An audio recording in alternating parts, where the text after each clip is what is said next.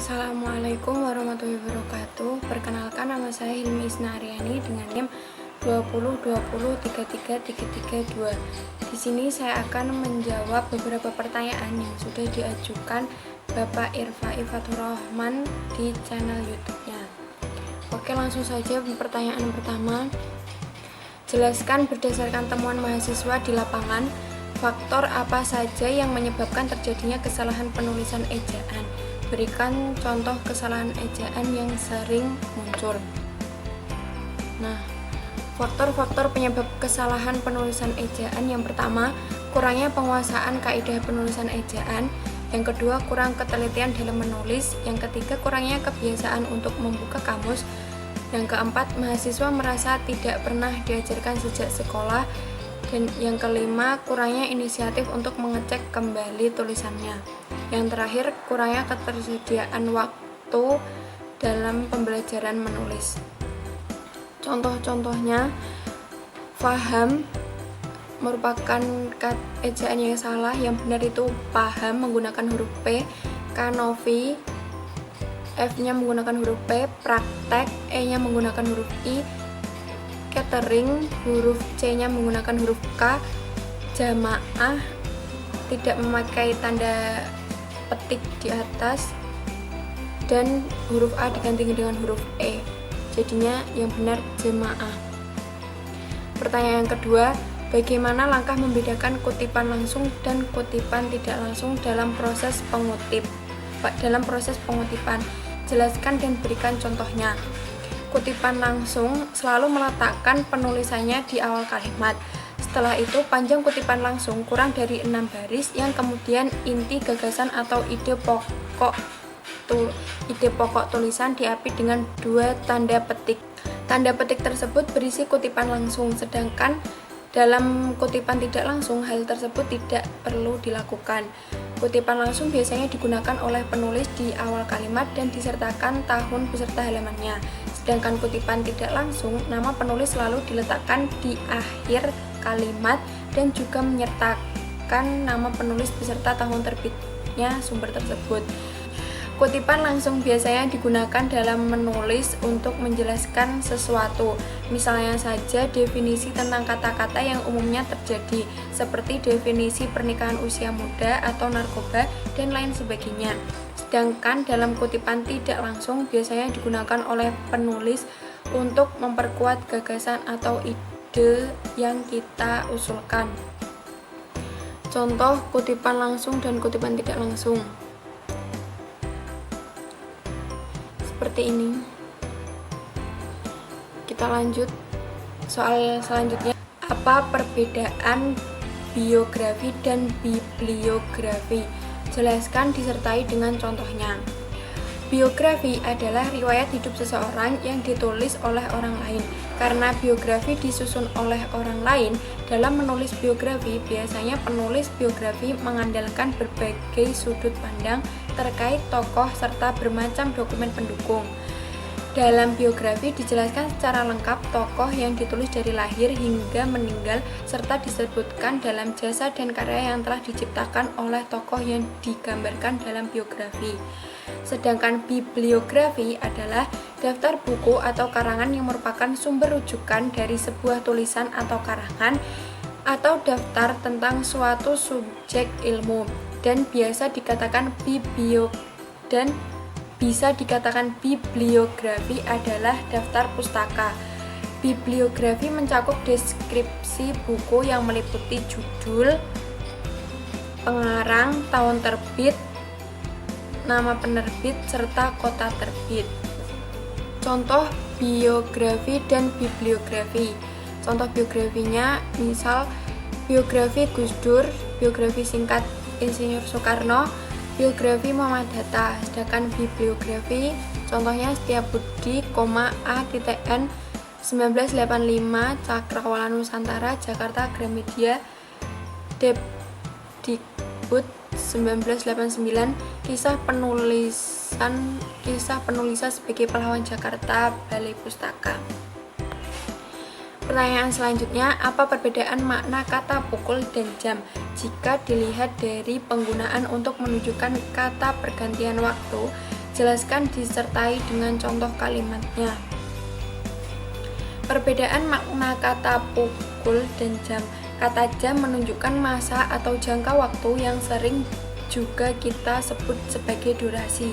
Sedangkan penggunaan kata pukul adalah untuk menunjukkan saat atau waktu di mana peristiwa itu terjadi. Contohnya, pukul jam berapa jam belajar di sekolah akan dimulai pukul 7.00. Sedangkan jam, setiap hari Minggu saya berolahraga selama 1 jam dengan bersepeda di taman. Pertanyaan selanjutnya, bahasa berdasarkan hakikatnya merupakan sistem bunyi bermakna. Jelaskan pernyataan tersebut dan apa kaitannya antara sistem bunyi bermakna dengan pengguna bahasa. Nah, bahasa dinyatakan sebagai sistem lambang bunyi, yakni bahasa itu merupakan susunan kumpulan dari lambang-lambang bunyi seperti A, B, C, D, E, F, dan seterusnya.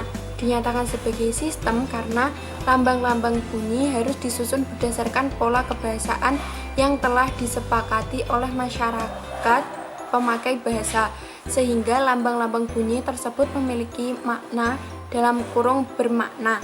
Contohnya sebagai berikut: 1.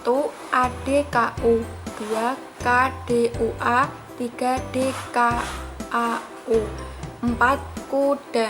Contoh 1, 2, dan 3 merupakan lambang bunyi yang susunannya tidak tersistem sehingga tidak memiliki makna. Adapun contoh 4 merupakan lambang bunyi yang susunannya tersistem sesuai dengan pola kebahasaan bahasa Indonesia. Oleh sebab itu, susunan lambang bunyi tersebut memiliki makna atau bermakna, yakni seekor binatang yang bernama kuda. Bahasa dinyatakan sebagai lambang bunyi yang arbiter karena lambang-lambang bunyi tersebut adanya berdasarkan kesepakatan masyarakat pemakai bahasa yang bersangkutan. Masyarakat pemakai bahasa memiliki kesewenang-wenangan dalam menentukan lambang-lambang bunyi bahasa. Masyarakat pemakai bahasa Jawa memiliki lambang bunyi bahasa berbeda dengan masyarakat pemakai bahasa Arab, Cina, Latin, dan Sanskerta. Begitu juga masyarakat pemakai bahasa yang lain juga memiliki lambang bunyi bahasa sendiri-sendiri. Oleh sebab itu, dapat dinyatakan bahwa lambang bunyi bahasa itu bersifat manasuka, yakni tergantung kepada kesepakatan masyarakat pemakai bahasa yang bersangkutan. Pertanyaan selanjutnya, mengapa sering terjadi kesalahan penulisan tanda koma? Jelaskan disertai 5 contoh kesalahan tersebut. Karena banyaknya ketidaktahuan dan ketidakpahaman tentang bagaimana fungsi penggunaan tanda koma. Contohnya, barang-barang yang wajib dibawa saat ujian adalah alat tulis, koma, papan kertas, dan kartu ujian. Merupakan kalimat yang salah karena sebelum dan harus dikasih tanda koma, yaitu barang-barang yang wajib dibawa saat ujian adalah alat tulis, koma, papan kertas, koma, dan kartu ujian.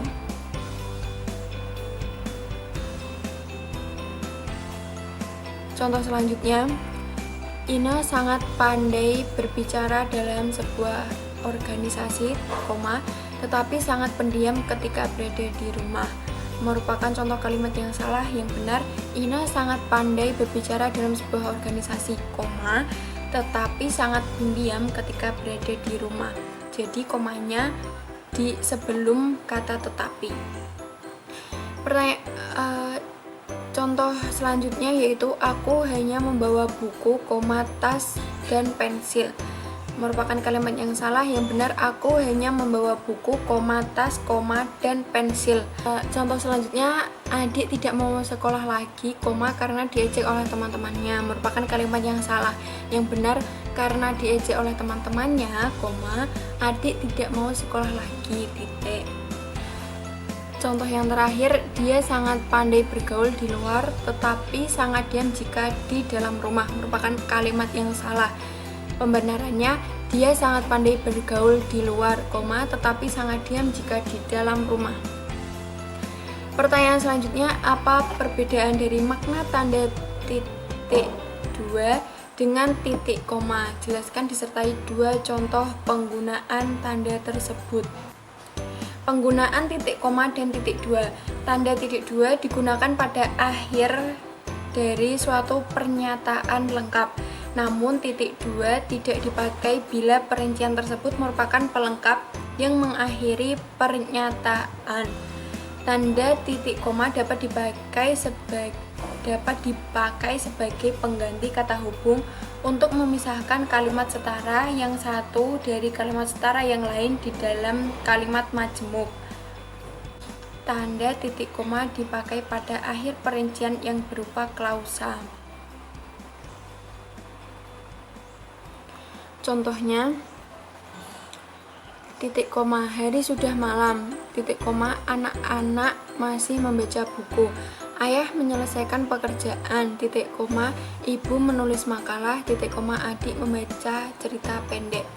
Sedangkan titik 2, contohnya, mereka memerlukan perabot rumah tangga, titik 2, kursi, meja, dan lemari. Hanya ada 2 pilihan bagi para pejuang kemerdekaan, titik koma, hidup atau mati. Pertanyaan selanjutnya, jelaskan mengapa sering terjadi kesalahan penulisan huruf miring. Berikan contoh kesalahan tersebut disertai dengan pembenarannya. Nah, ada beberapa faktor mengenai mengapa sering terjadi penulisan dalam penggunaan huruf miring. Kurangnya pemahaman. Tidak sedikit para penulis dalam penulisannya bukan tidak memperhatikan ejaannya, akan tetapi kurangnya pemahaman atau pengetahuan mengenai hal-hal tersebut. Salah satu contohnya adalah ketika seorang penulis tidak mengetahui bahasa asing tersebut, apakah sudah menjadi bahasa serapan di bahasa Indonesia, sehingga penulis tersebut kebingungan bagaimana menuliskannya dalam bahasa Indonesia. Yang kedua, kurangnya membaca mengenai aturan-aturan yang telah diuraikan dalam Pedoman Umum Ejaan Bahasa Indonesia (PUEBI). Dan yang terakhir, kesalahan penulisan. Kesalahan penulisan dalam penulisan huruf miring tidak serta-merta karena kurangnya pemahaman mengenai ejaan dalam bahasa Indonesia, akan tetapi bisa jadi karena kurang teliti dalam penulisannya. Bisa jadi seorang penulis tidak fokus atau kurang konsentrasi dalam penulisan tersebut. Oleh karena itu, selain harus banyak memahami aturan penulisan dalam bahasa Indonesia, seorang penulis juga harus dituntut untuk teliti. Contoh kalimat yang salah, penulisan yang salah, analisis stilistika dalam kumpulan puisi buku latihan tidur karya Joko Pinurbo. Penulisan yang benar, buku latihan tidur ditulis miring. Pertanyaan yang terakhir, jelaskan bentuk kesalahan penulisan konsonan dan vokal pada karya tulis ilmiah. Berikan contoh kesalahan tersebut disertai dengan pembenarannya. Nah, kesalahan penulisan huruf konsonan dan vokal biasanya dipengaruhi oleh kata baku dan tidak baku, adanya pengurangan kata, serta adanya penambahan kata. Contohnya, penyebab kesalahan penulisan huruf konsonan dan vokal. Contoh kesalahan penulisan huruf vokal: risiko, hakikat, analisa, analisis. Kesalahan penulisan huruf konsonan: zaman, otomatis, teknik.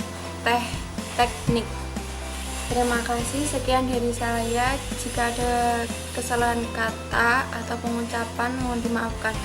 Terima kasih. Wassalamualaikum warahmatullahi wabarakatuh.